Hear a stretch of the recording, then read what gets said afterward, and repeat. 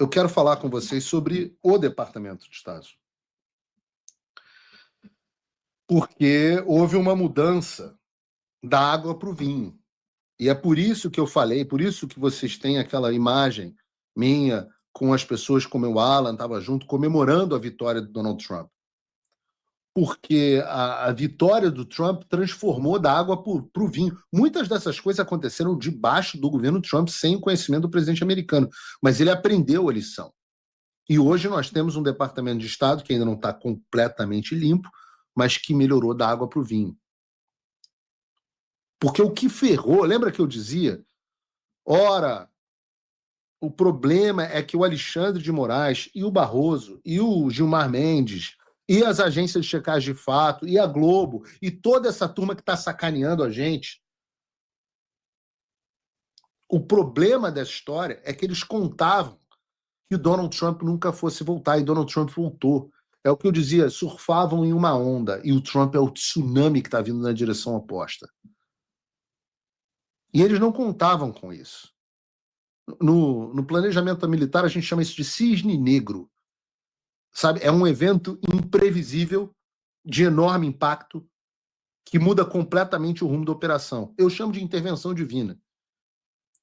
Esse cisne negro foi Donald J. Trump. Toda essa sacanagem com o dinheiro do pagador de imposto americano, enchendo o rabo de jornalista vagabundo de dinheiro, permitindo que o TSE mantivesse suas políticas mais loucas de censura. Isso que se chama de complexo industrial da censura, isso acabou em 20 de janeiro de 2025, quando Donald Trump foi empossado como presidente dos Estados Unidos. E agora a gente está aí com mais ou menos 6 meses e pouco, 7 meses do governo Trump, e nesse tempo dá para dizer que Trump e os seus secretários, incluindo Elon Musk, na época, Marco Rubio, eles desmantelaram completamente esse complexo industrial da censura. Eles desmantelaram as falsas ajudas humanitárias promovidas pelo Departamento de Estado, desmantelaram a USAID, desmantelaram toda a estrutura burocrática que dava sustentação e eficiência a essa operação. A mamatinha acabou. O cisne negro chegou. Eu tenho as palavras do Marco Rubio. E vocês lembram por que eu comemorei tanto aqui esse caso? A USAID promoveu seus programas como iniciativas de caridade em vez de instrumentos da política externa americana voltada para os avanços dos interesses nacionais. Com frequência, esses programas promoveram ideias e grupos anti-americanos, desde as iniciativas globais de diversidade, equidade e inclusão, operações de censura e mudança de regime, que foi o que fizeram no Brasil, mudança de regime. Até ONGs e organizações internacionais alinhadas com a China comunista e outros adversários geopolíticos. E essas são as palavras do secretário de Estado, Marco Rubio, que chegou a comandar a política externa americana, chegou para comandar e se deparou com essa censura, com essa pauta woke, com esse financiamento de política e grupo anti-americano. E essa mudança trazida pelo Trump e pelo Rubio é fenomenal, e por isso foi tanto comemorada por nós. E mudou da água para o vinho. Nós tínhamos antes um Departamento de Estado que agia nas sombras, que financiava tudo quanto é pauta maligna, e hoje nós temos um Departamento de Estado transparente, que age na luz. E as prioridades desse Departamento de Estado do Marco Rubio sobre Donald Trump são muito claras.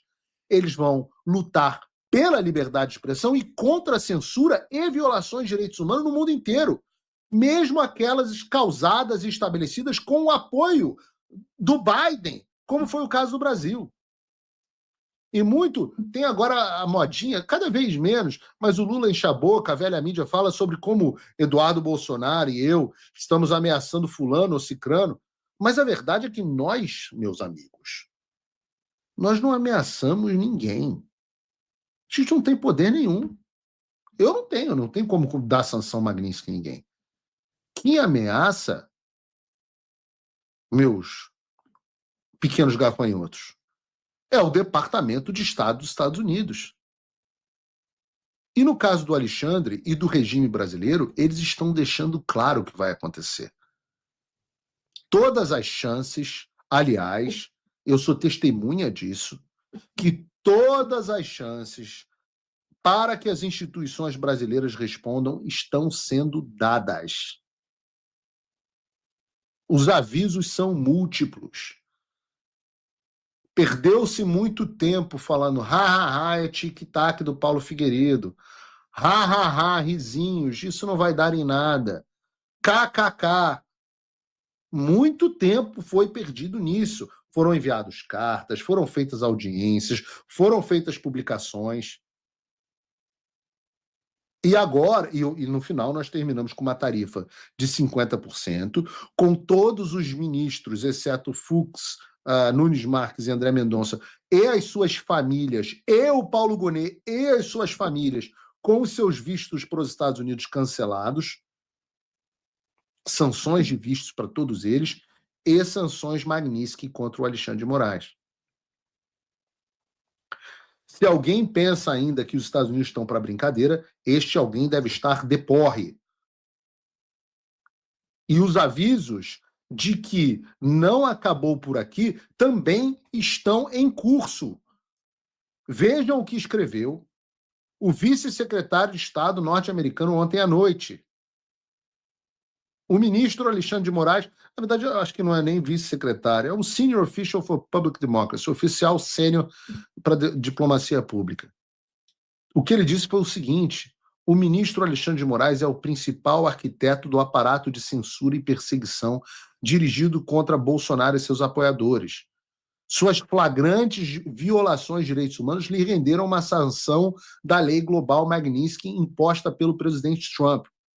Os aliados de Moraes na corte... Prestem atenção nessa parte. Prestem atenção aqui. Os aliados de Moraes na corte e em outras instituições... Alô, Davi! Alô, Hugo! Estão fortemente advertidos a não colaborar nem apoiar as condutas sancionadas de Moraes.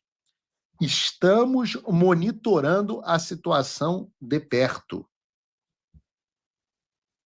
Alô, Gilmar Mendes, alô, Barroso, alô, Mota, alô, Alcolumbre. Isto não é uma ameaça do Paulo Figueiredo.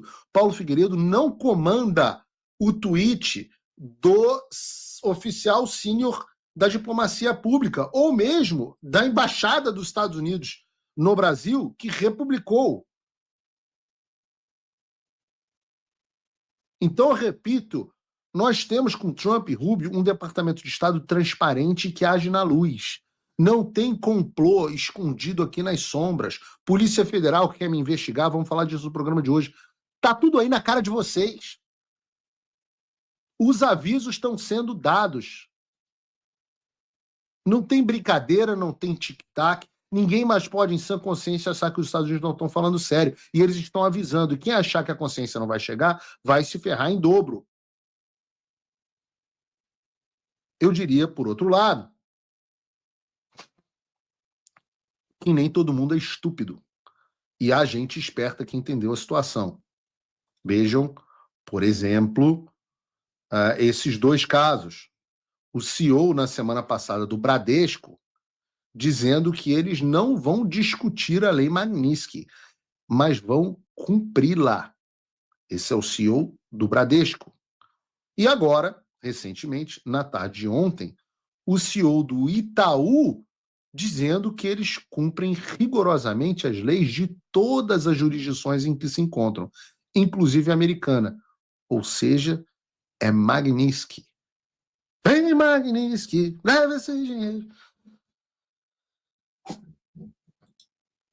Ou seja, conta no Bradesco e no Itaú, o Alexandre já pode esquecer.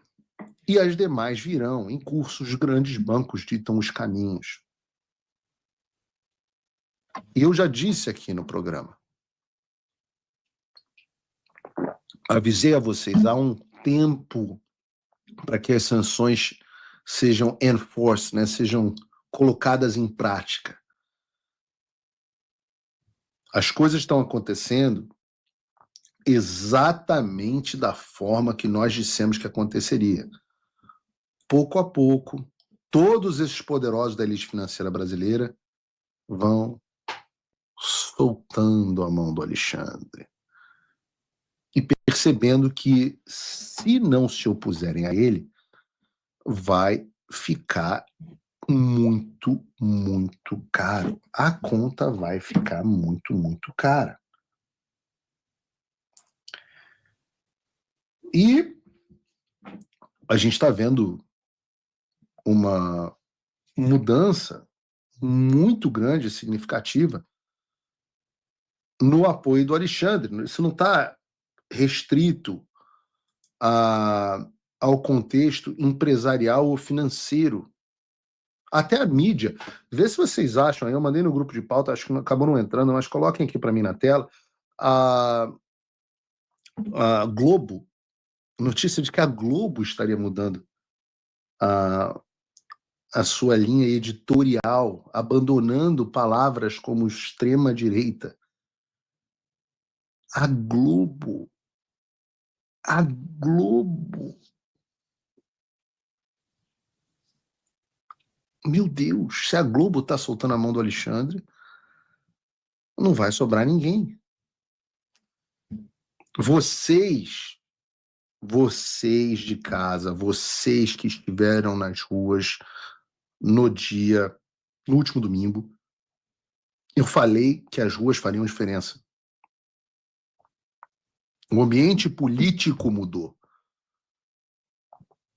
Houve uma renovação na energia e na disposição da classe política em lutar pelas pautas mais importantes para o Brasil hoje, que são o quê? O impeachment do Alexandre de Moraes e a anistia ampla, geral e restrita.